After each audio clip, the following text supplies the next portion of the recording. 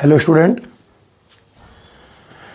आज के जो लेक्चर होगा हमारा उसमें हम बात करेंगे वोल्ट मीटर के अंश शोधन की। इस लेक्चर में जो हमें हेडिंग पढ़नी है विभवमापी का ही अनुप्रयोग है। विभवमापी का पहला अनुप्रयोग आपने पढ़ा, विभवमापी की सहायता से प्राथमिक सेल का आंतरिक प्रतिरोध ज्ञात करना। दूसरा अनुप्रयोग आपने पढ़ा विभवमापी की सहायता से सेलों के विद्युत वाहक बलों की तुलना करना। और तीसरा अनुप्रयोग आपने पढ़ा विभवमापी की सहायता से अल्प प्रतिरोध का मापन करना। ये तीन हेडिंग आप पढ़ चुके हो। चौथा जो अनुप्रयोग है वो है वोल्ट मीटर का अंश शोधन, कैलिब्रेशन ऑफ वोल्ट मीटर। ठीक है, तो आज के लेक्चर में हम ये पढ़ने वाले हैं। स्टार्ट करते हैं बच्चों आज का लेक्चर। ठीक है, सुनिए ध्यान से। सब देखिए, अंश शोधन का मतलब क्या होता है बच्चों? अंश का मतलब मान लीजिए पाठ्यांक। भाई वोल्ट मीटर में कोई ना कोई अंश आए होंगे, कोई ना कोई पाठ्यांक आया होगा। उस पाठ्यांक का शोधन मतलब शुद्धिकरण। शोधन मतलब शुद्धिकरण। थोड़ा अर्थ लगा के देखूं तो मुझे ऐसा लगेगा यानी वोल्ट मीटर ने जो पाठ्यांक नापा ना उसका शुद्धिकरण करना है। सुनो ध्यान से, वोल्ट मीटर का अंश शोधन का मतलब है कि वोल्ट मीटर ने जो पाठ्यांक नापा था उस पाठ्यांक का क्या करना है, मुझे शुद्धिकरण।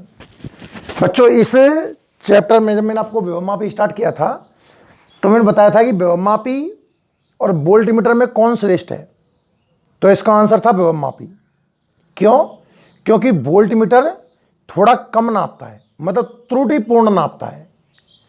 तो जब वोल्ट मीटर का जो पाठ्यांक है वो त्रुटिपूर्ण है और उस त्रुटिपूर्ण पाठ्यांक की हम जांच करेंगे किससे? विभवमापी से। मतलब होगा क्या कि हम कोई प्रतिरोध लेंगे, उस प्रतिरोध का विभव एक बार तो हम वोल्ट मीटर से नाप लेंगे और फिर उसी प्रतिरोध का विभव हम विभवमापी से नापेंगे। तो उस प्रतिरोध का विभव दो उपकरणों से आ जाएगा आपके पास में। एक तो आ जाएगा वोल्ट मीटर से और एक आ जाएगा विभवमापी से। अब जो वोल्ट मीटर का पाठ्यांक आया है वो त्रुटिपूर्ण है, आप जानते हो इस बात को। उस त्रुटिपूर्ण परिणाम को किससे चेक करेंगे हम? विभवमापी से। तो उस प्रक्रिया को बोलते हैं वोल्ट मीटर का अंश शोधन। हेडिंग का मतलब निकालना सीखिए पहले तो। अब जैसे हेडिंग आ जाए कि विभवमापी का मानकीकरण क्या है, 4-5 नाम है इसमें जो कंफ्यूज करेंगे आपको। विभवमापी का मानकीकरण, तो विभवमापी के लिए विभव प्रवणता का यथार्थ मान ज्ञात करने की प्रक्रिया। विभवमापी की सुग्राह्यता क्या है? विभवमापी द्वारा अल्प विद्युत वाहक बल नापने की क्षमता। और वोल्ट मीटर का अंश शोधन क्या है कि वोल्ट मीटर द्वारा मापित त्रुटिपूर्ण पाठ्यांक की विभवमापी से जांच करना। क्या है वोल्ट मीटर का अंश शोधन? नाम देखो, अंश शोधन। अंश का मतलब पाठ्यांक और शोधन का मतलब शुद्धिकरण। मतलब मैं इसकी डेफिनेशन लिखूं तो डेफिनेशन क्या होगी पता है इसकी, कि वोल्ट मीटर द्वारा मापित, वोल्ट मीटर द्वारा मापित त्रुटिपूर्ण परिणाम की। भाई वोल्ट मीटर का जो परिणाम है वो त्रुटिपूर्ण है, ठीक है ना। तो वोल्ट मीटर जो माप रहा है वो थोड़ा सा कैसा नापता है? कम। और उसका भी मैंने आपको रीजन बता रखा है कम क्यों नापता है। क्योंकि भाई जब उससे आप वोल्टेज नापते हो ना तो वो एक हल्का सा करंट खुद एब्जॉर्व कर लेता है। वोल्ट मीटर द्वारा मापित त्रुटिपूर्ण परिणाम की, परिणाम को लिखना, परिणाम को विभव मापी की सहायता से जांचना। वोल्ट मीटर द्वारा मापित त्रुटिपूर्ण परिणाम को विभवमापी की सहायता से जांचना। कॉमा लगाइए। वोल्ट मीटर का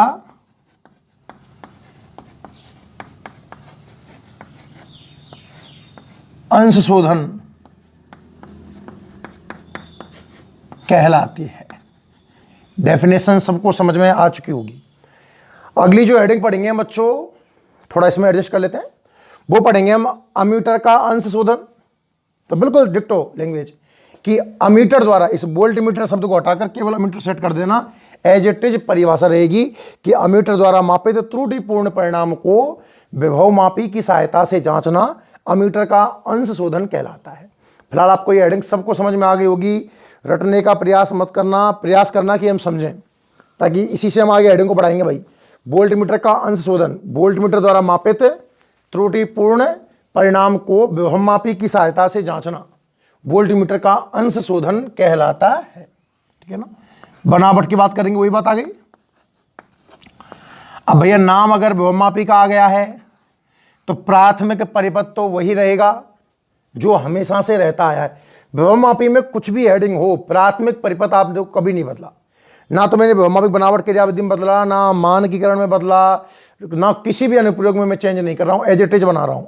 क्या क्या बनाता हूं बच्चों, आपको तो समझ में बहुत अच्छे से आ गया होगा कि इसमें लकड़ी के पट्टे पर दो पेचों ए और बी के बीच में 10 मीटर लंबा, कितने मीटर लंबा बच्चों, 10 मीटर लंबा किसका तार है ये, मिश्र धातु, मिश्र धातु मैग्नीन यूरेका का तार 10 लपेटे लेकर लगाया जाता है।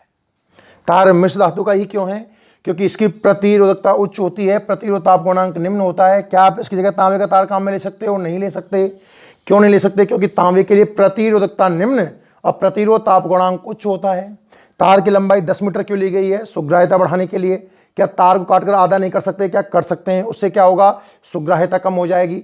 फिर 10 मीटर क्यों, 100 मीटर क्यों नहीं ले लिया, सुग्राह्यता जब बढ़ रही है तो, क्योंकि हर लपेटे में सीधा लगा नहीं सकता, बहुत लंबा हो जाएगा उपकरण, और लपेट के लगाऊंगा तो हर लपेटे में कुछ तार एक्स्ट्रा आ रहा है, इसलिए लंबाई को बहुत ज़्यादा भी नहीं बढ़ा सकता। सारे जवाब आपके पास होने चाहिए।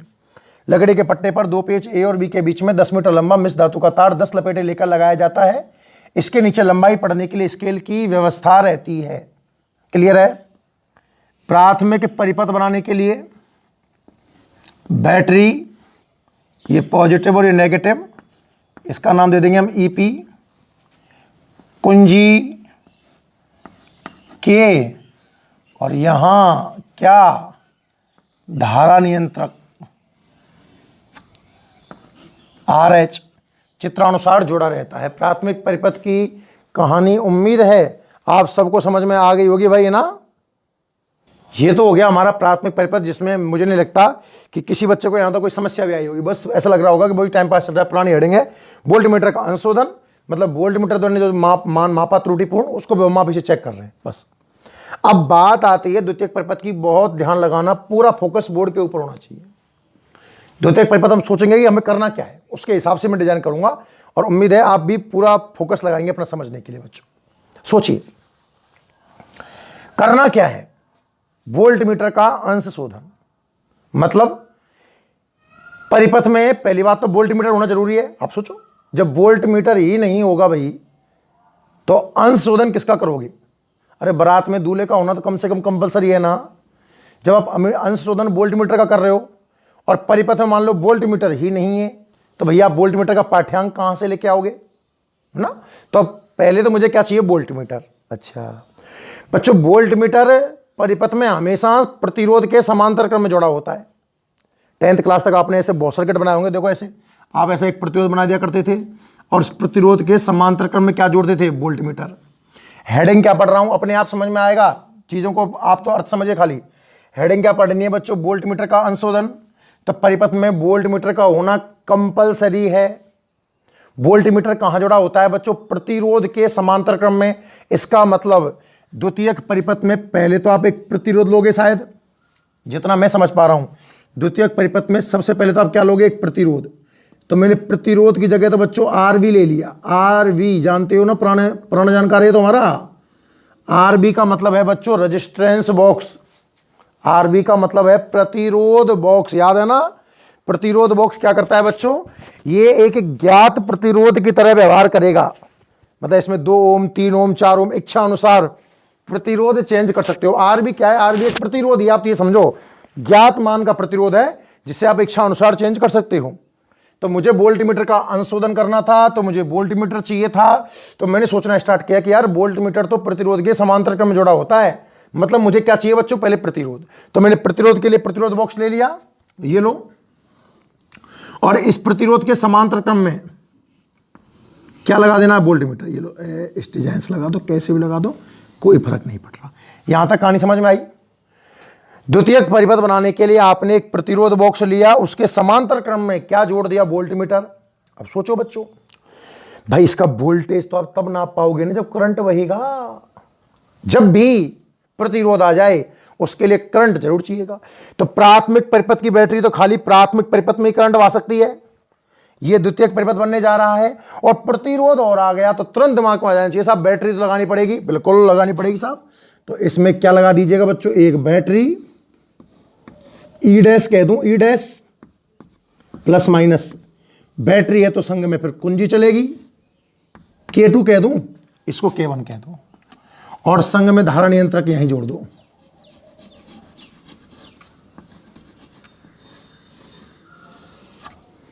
RH2 कह दें, ये RH1। बताओ यहां तक कहानी समझ में आई कि नहीं आई। स्टेप बाय स्टेप समझोगे, बड़ा मजा आएगा। रटने का प्रयास करोगे भैया, थोड़ी देर में सब भूल जाओगे। स्टार्टिंग में तो लगेगा कुछ याद रहा है, लेकिन आने वाले टाइम में सब भूल जाओगे। दोबारा देखें, द्वितीयक प्राथमिक परिपथ में आपको कोई टेंशन नहीं होनी चाहिए। द्वितीयक परिपथ बनाने के लिए बच्चों कैसे सोचना स्टार्ट करना है कि यार वोल्ट मीटर का अंशोधन करना है, वोल्ट मीटर चाहिए, वोल्ट मीटर प्रतिरोध के समांतर क्रम में जोड़ूंगा, मतलब प्रतिरोध चाहिए। पहले मैंने प्रतिरोध जोड़ा, समांतर क्रम में वोल्ट मीटर जोड़ा, प्रतिरोध जोड़ते ही मुझे बैटरी कुंजी धारा नियंत्रक की याद आनी चाहिए। क्लियर है। सोचो,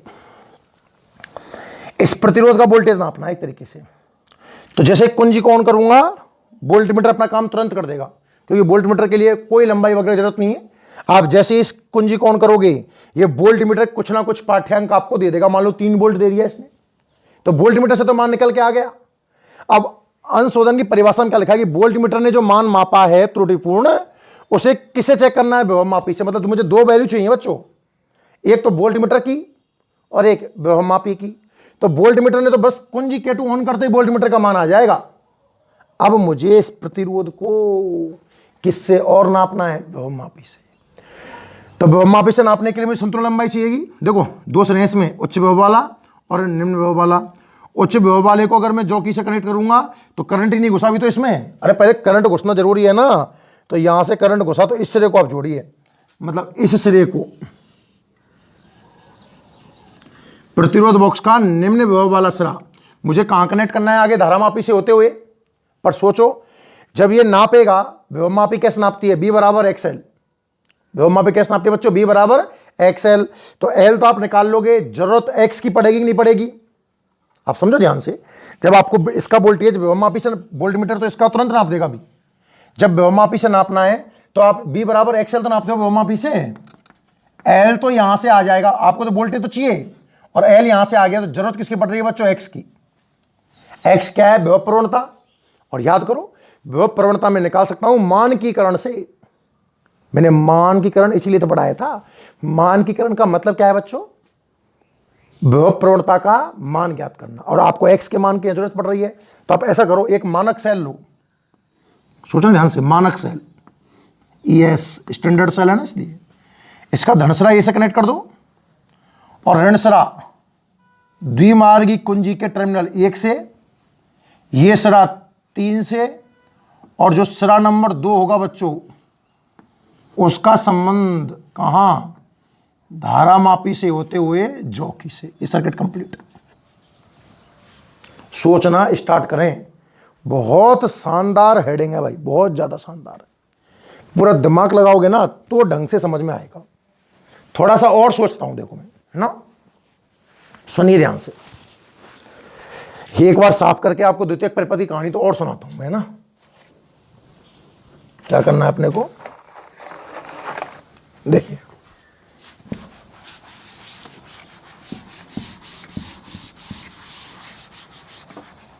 सुनिए। प्राथमिक परिपथ तक तो आपको कोई टेंशन ही नहीं है, ठीक है ना। अब सोचना स्टार्ट करते हैं। द्वितीयक परिपथ के लिए क्या करना है, सोचिए।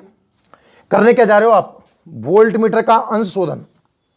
जैसे मैं सोच, अगर ये समझ में आ गया ना एक बार भाई कि एक्चुअली मैंने क्या किया, तो आपको कभी भी नहीं रटना पड़ेगा, अदरवाइज बच्चों जिंदगी में याद नहीं होगा। ध्यान रखना, करना क्या है बच्चों, वोल्ट मीटर का अंश शोधन।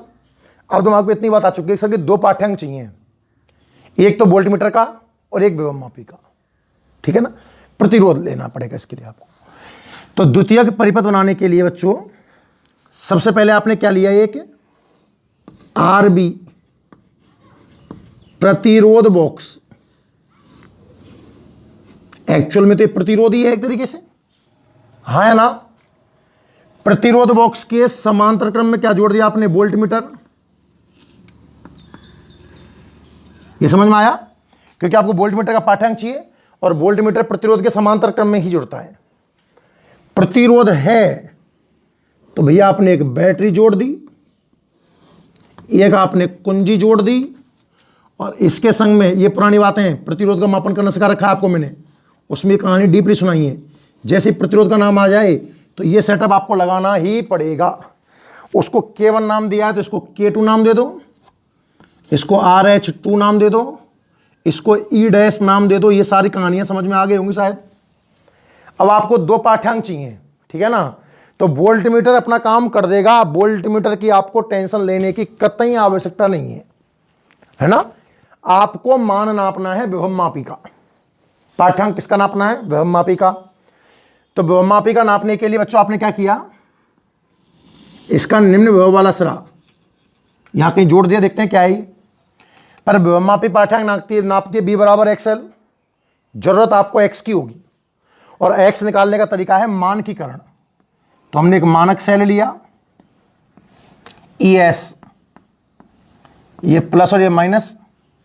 प्लस कहां जोड़ दिया आपने, A से, और ये जोड़ दिया आपने द्विमार्गी कुंजी के टर्मिनल 1 से, ये द्विमार्गी कुंजी का टर्मिनल नंबर 3। अब पता ये दो कहां जोड़ना होगा आपको, दो कहां जोड़ेगा बच्चों, धारामापी से होते हुए जॉकी से। अरे कहानी समझ में आई सबको बनावट की। क्रियाविधि सुनाऊं, सुनिए। सबसे पहले आप बच्चों K1 को ऑन कर दोगे और K2 को ऑन कर दोगे। K1 ऑन होगा, इसका मतलब प्राथमिक परिपथ में करंट बहने लग गया होगा, ठीक है। K2 ऑन होगा, इसका मतलब द्वितीयक परिपथ में करंट बहने लग गया होगा। तो सबसे पहले लाइन तो लैंग्वेज क्या बनाएंगे हम कि K1 और K2 को ऑन कर, K1 और K2 को ऑन कर प्राथमिक व द्वितीयक परिपथों में चित्रानुसार विद्युत धाराएं प्रवाहित की जाती हैं। पहले हम K1 K2 को ऑन करेंगे और प्राथमिक और द्वितीयक दोनों परिपथों में बच्चों क्या बहेगी, विद्युत धारा बहेगी। जैसे धारा बहेगी तो वोल्ट मीटर अपना कोई पाठ्यांक नाप चुका होगा। वोल्ट मीटर का आप पाठ्यांक मान लीजिए V। कितना मान लीजिए, जो वोल्ट मीटर ने नापा है उसे मान लीजिए आप V।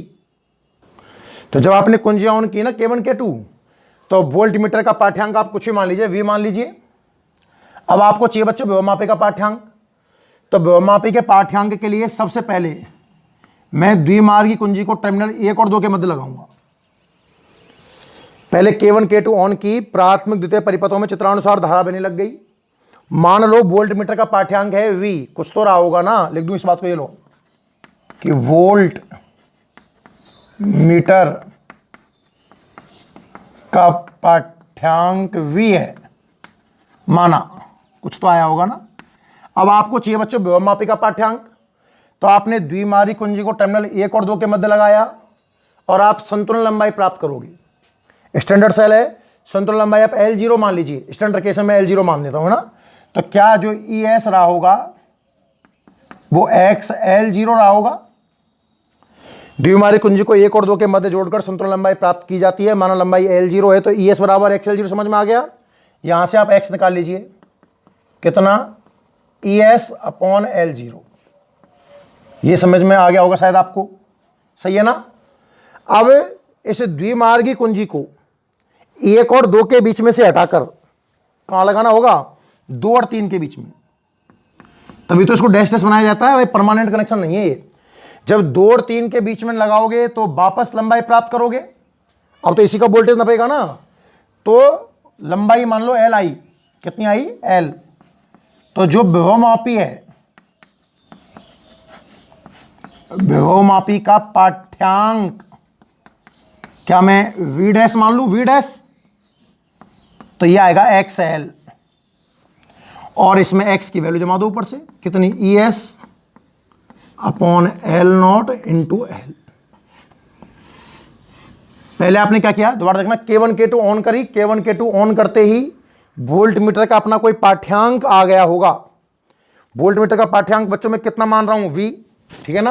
फिर आपने द्विमारी कुंजी को 1 और 2 के मध्य जोड़ करके x निकाल लिया, तभी तो मानकरण किया था मैंने, और 2 और 3 के बीच में लगा करके आपने विभवमापी का पाठ्यांक निकाल लिया। अतः आपको तो परिवर्तन निकालना है विभव में, डेल्टा V, तो डेल्टा V का फॉर्मूला हो जाएगा B माइनस B डैश। भाई आपको 2 ही मान तो चाहिए थे, एक पाठ्यांक तो वोल्ट मीटर का आ गया V और एक विभवमापी का आ गया, दोनों का डिफरेंस देख लेंगे कितना इन दोनों के बीच में डिफरेंस है। इसी को तो बोलते हैं हम वोल्ट मीटर का अंश शोधन। उम्मीद है आपको वही समझ में आ गया होगा, ठीक है ना। और चलो ऐसा करो, पेन कॉपी निकालो, अब हम इसको लिखते हैं, कुछ बातें आपको लिखते हुए समझ में आ जाएंगी, ठीक है ना।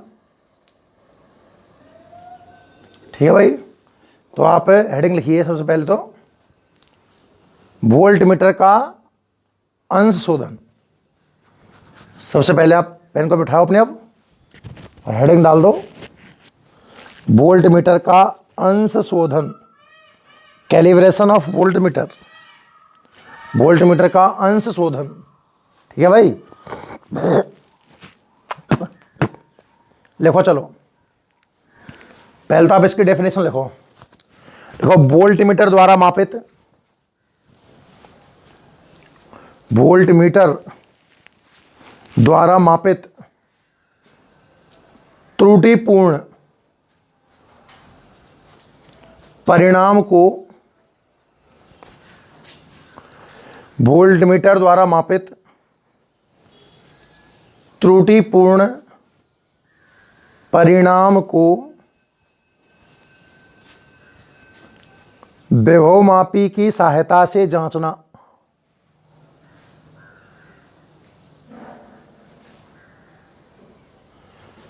वोल्ट मीटर द्वारा मापित त्रुटिपूर्ण परिणाम को विभवमापी की सहायता से जांचना वोल्ट मीटर का अंश शोधन कहलाता है।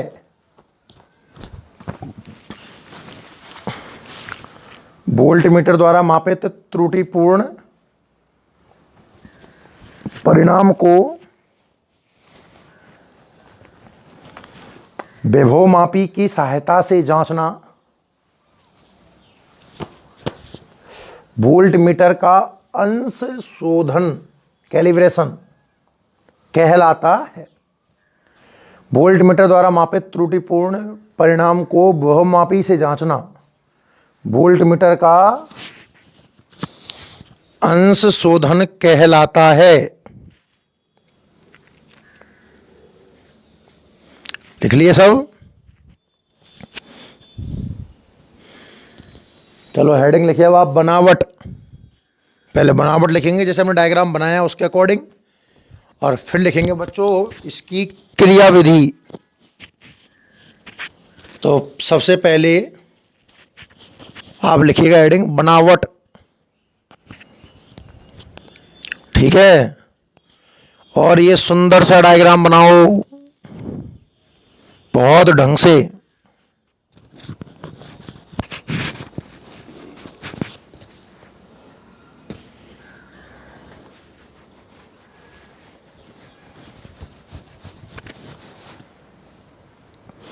सबसे पहले तो देखो, कंफ्यूज होने की कोई जरूरत नहीं है, प्राथमिक परिवर्तन बनाएंगे सबसे पहले तो, स्टेप बाय स्टेप बनाना ताकि आपको कुछ समझ में भी आए। संग में मैं हल्का हल्का आपको हिंट दे रहा हूँ।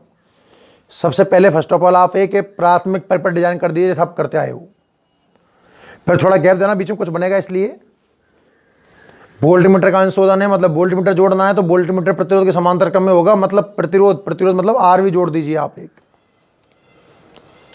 और उसके समांतर में जोड़ दीजिए वोल्ट मीटर। और चूंकि प्रतिरोध है तो वो एक लास्ट लेक्चर की तरह बैटरी, कुंजी और धारा नियंत्रक जोड़ दीजिए।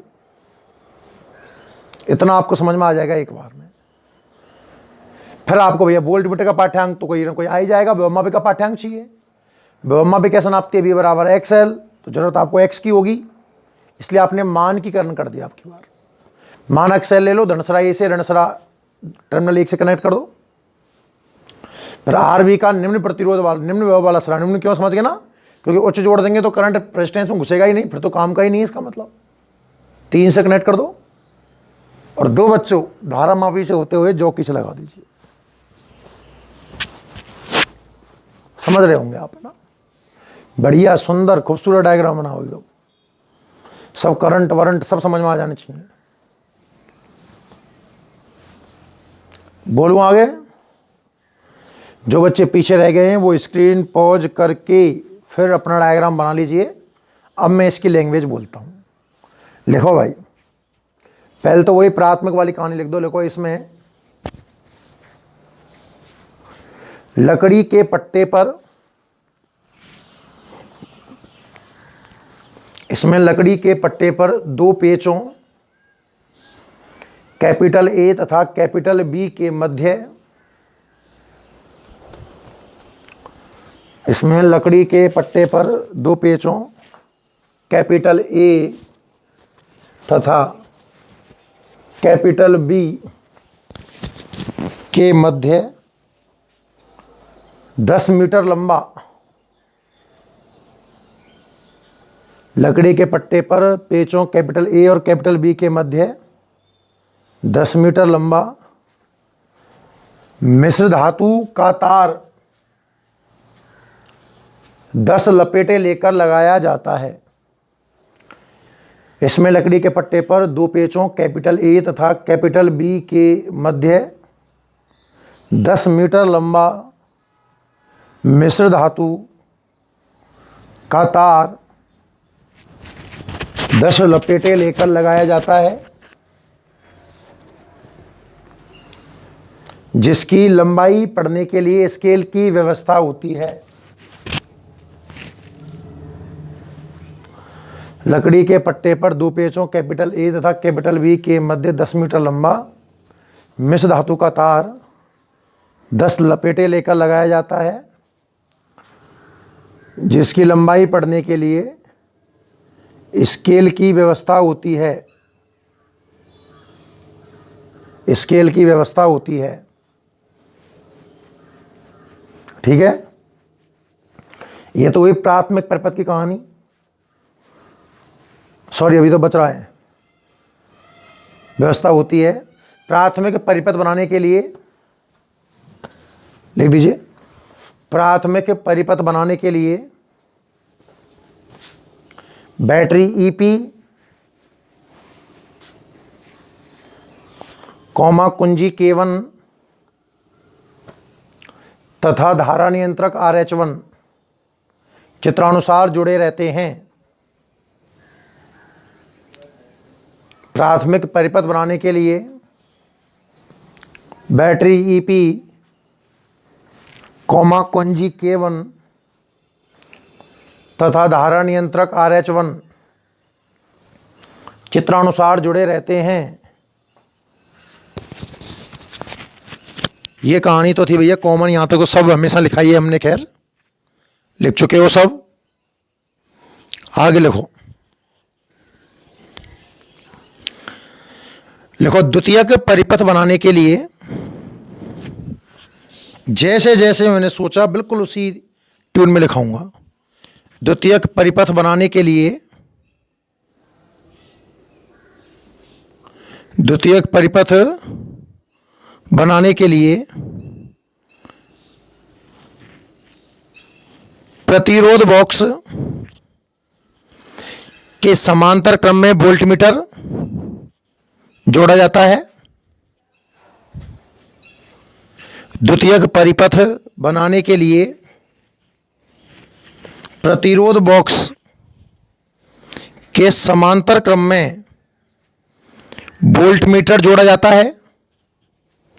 द्वितीयक परिपथ बनाने के लिए प्रतिरोध बॉक्स के समांतर क्रम में वोल्टमीटर जोड़ा जाता है। द्वितीयक परिपथ बनाने के लिए आरवी के समांतर क्रम में वोल्टमीटर जोड़ा जाता है,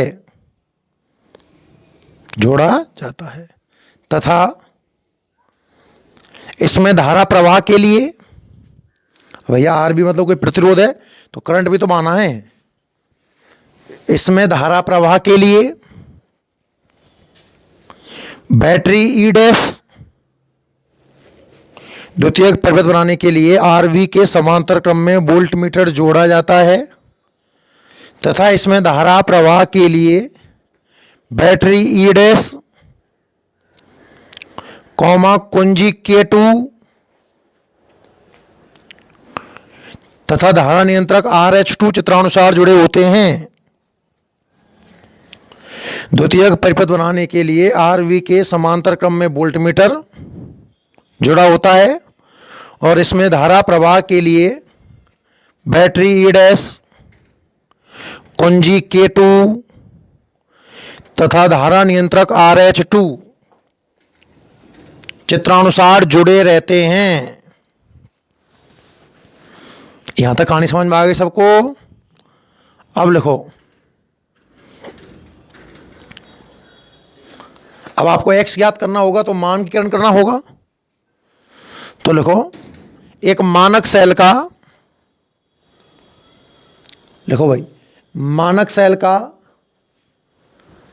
धनसरा बिंदु A से, मानक सेल का धनसरा बिंदु A से तथा ऋणसरा द्विमार्गी कुंजी के टर्मिनल 1 से जुड़ा होता है। मानक सेल का धनसरा बिंदु A से तथा ऋणसरा द्विमार्गी कुंजी के टर्मिनल 1 से जुड़ा रहता है। ठीक है, मानकीकरण के लिए मानक सेल का धनसरा A से ऋणसरा द्विमार्गी कुंजी के टर्मिनल 1 से जुड़ा होता है। RV का निम्न विभव वाला सिरा, RV का निम्न विभव वाला सिरा द्विमार्गी कुंजी के टर्मिनल 3 से जुड़ा होता है। RV का निम्न विभव वाला सिरा द्विमार्गी कुंजी के टर्मिनल 3 से जुड़ा होता है। भाई, मानक सेल का धनसरा A से ऋणसरा द्विमार्गी कुंजी के टर्मिनल 1 से जुड़ा होगा और RV का निम्न विभव वाला सिरा, उच्च नहीं, निम्न विभव वाला सिरा द्विमार्गी कुंजी के टर्मिनल 3 से जुड़ा होगा, 3 से जुड़ा होगा तथा द्विमार्गी कुंजी के टर्मिनल 2 का संबंध, तथा द्विमार्गी कुंजी के टर्मिनल 2 का संबंध धारा मापी से होते हुए जॉकी से होगा। द्विमार्गी कुंजी के टर्मिनल 2 का संबंध धारा मापी से होते हुए जॉकी से होगा। ये समझ में आ गया यहां तक? द्वितीयक, दोबारा बोलता हूं, रफ्तार में सुनना। द्वितीयक परिपथ बनाने के लिए मैंने प्रतिरोध बॉक्स के समांतर क्रम में एक वोल्टमीटर जोड़ा है और इस प्रतिरोध धारा प्रवाह के लिए बैटरी ई डैश कुंजी K2 धारा नियंत्रक RH2 को चित्रानुसार जोड़ दिया है। मानकीकरण के लिए मानक सेल का धनसरा A से ऋणसरा द्विमार्गी कुंजी के टर्मिनल 1 से जुड़ा हुआ है और RV का निम्न विभव वाला सिरा टर्मिनल नंबर 3 से जुड़ा हुआ है और द्विमार्गी कुंजी के टर्मिनल 2 का संबंध धारा मापी से होते हुए कहां है बच्चों? जॉकी से है। उम्मीद है बनावट बहुत ढंग से आपको समझ में आ गई होगी भाई, है ना? नहीं आए तो वापस वीडियो रिप्ले कर लेना एक बार अच्छे से। चलो, क्रियाविधि डालो हेडिंग, क्रियाविधि। तो क्रियाविधि में लिखो सर्वप्रथम, क्रियाविधि में लिखिए बच्चों सर्वप्रथम K1 तथा K2 ऑन कर, सर्वप्रथम K1 तथा K2 ऑन कर प्राथमिक व द्वितीयक परिपथों में चित्रानुसार विद्युत धाराएं प्रवाहित की जाती हैं। सर्वप्रथम K1 तथा K2 ऑन कर प्राथमिक व द्वितीयक परिपथों में चित्रानुसार विद्युत धारा प्रवाहित की जाती हैं। सर्वप्रथम K1 व K2 ऑन कर प्राथमिक व द्वितीयक परिपथों में चित्रानुसार विद्युत धाराएं प्रवाहित की जाती हैं। ठीक है, माना वोल्टमीटर का पाठ्यांक V है, तो वोल्टमीटर का तो कोई ना कोई पाठ्यांक आ चुका होगा। सबसे पहले K1 और K2 को ऑन कर प्राथमिक और द्वितीयक परिपथों में विद्युत धाराएं प्रवाहित की जाती हैं। माना वोल्टमीटर का पाठ्यांक V है, कुछ ना कुछ तो पाठ्यांक आएगा ना, तो मैंने मान लिया कि माना वोल्टमीटर का पाठ्यांक V है। ठीक है यहां तक? अब आपको विभवमापी के पाठ्यांक के बारे में सोचना है। तो लाइन चेंज करके लिखिए। क्रियाविधि में एक लाइन तो हो चुकी है कि भाई K1 K2 ऑन करी, प्राथमिक द्वितीयक परिपथों में चित्रानुसार धारा बहने लग गई। और मान लो कि वोल्टमीटर का पाठ्यांक कितना है V। आगे लिखो, अब द्विमार्गी कुंजी को टर्मिनल 1 और 2 के मध्य जोड़कर, अब द्विमार्गी कुंजी को टर्मिनल 1 व 2 के मध्य जोड़कर, अब द्विमार्गी कुंजी को टर्मिनल 1 व 2 के मध्य जोड़कर संतुलन लंबाई प्राप्त की जाती है। अब द्विमार्गी कुंजी को टर्मिनल 1 और 2 के मध्य जोड़कर संतुलन लंबाई प्राप्त की जाती है। माना लंबाई L0 है। माना लंबाई कितनी है बच्चों? L0। क्योंकि L0 क्यों मानी मैंने? स्टैंडर्ड केस है ना मानक सेल का। द्विमार्गी कुंजी को टर्मिनल 1 और 2 के मध्य जोड़कर संतुलन लंबाई प्राप्त की जाती है। पता है संतुलन लंबाई कैसे प्राप्त करते हैं? कि जॉकी को हमें तार पर रगड़ना होगा इसे भी की ओर धीरे धीरे, कब तक? जब तक कि धारा माप में विक्षेप कितना ना आ जाए, 0। 1 और 2 के मध्य जोड़कर संतुलन लंबाई प्राप्त की जाती है। माना लंबाई L0 है। अतः ये लिखो बच्चों, ES इक्वल टू XL0। अतः ES इक्वल टू XL0 और यहां से X निकाल लीजिए आप, ES बटे L0। ठीक है, आगे लिखो, अब द्विमार्गी कुंजी को 1 और 2 के मध्य से हटाकर 2 और 3 के मध्य जोड़ा जाता है। द्विमार्गी कुंजी को 1 और 2 के मध्य से हटाकर 2 और 3 के मध्य जोड़ा जाता है तथा पुनः संतुलन लंबाई प्राप्त की जाती है। बाकी आप बोर्ड से लिखोगे भाई, देख लेना है ना।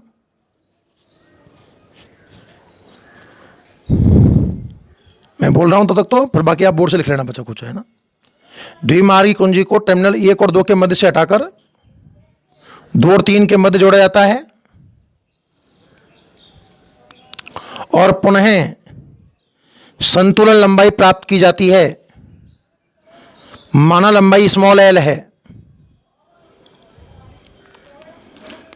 द्विमार्गी कुंजी को 1 और 2 के मध्य से हटाकर 2 और 3 के मध्य जोड़ा जाता है और पुनः संतुलन लंबाई प्राप्त की जाती है। माना लंबाई L है। माना लंबाई L है। अतः नीचे लिखो विभवमापी का पाठ्यांक। अतः विभवमापी का पाठ्यांक लिख लो बच्चों बोर्ड से, B डैश बराबर XL और X का मान जमा दो इसमें। वोल्टमीटर का आप V मान चुके हो, विभवमापी का आपने B डैश मान लिया है। अतः नीचे की लाइन लिख लो, खेल खत्म करो। Delta V is equal to V minus B dash. ये हेडिंग उम्मीद है क्लियर हो गई होगी। आज की वीडियो में हम इतना ही देखेंगे। अगली वीडियो रहेगी बच्चों मीटर का अंशशोधन। तो उससे पहले आप वोल्ट मीटर का अंशशोधन ढंग से पढ़ लें, इसलिए मैं आज केवल एक ही वीडियो डाल रहा हूं, 2 नहीं डाल रहा हूं ना। अमीटर का अंशशोधन ढंग से तभी समझ में आएगा जब वोल्ट मीटर पढ़ चुके होंगे, और वो लास्ट हेडिंग रहेगी बच्चों कल के चैप्टर में। फिर कुछ क्वेश्चंस देखकर इस चैप्टर को हम समाप्त करेंगे और नेक्स्ट चैप्टर स्टार्ट करेंगे। ठीक है ना बच्चों, थोड़ी मेहनत करो और ढंग से ये सारे वीडियो कवर कर लेना अच्छे से।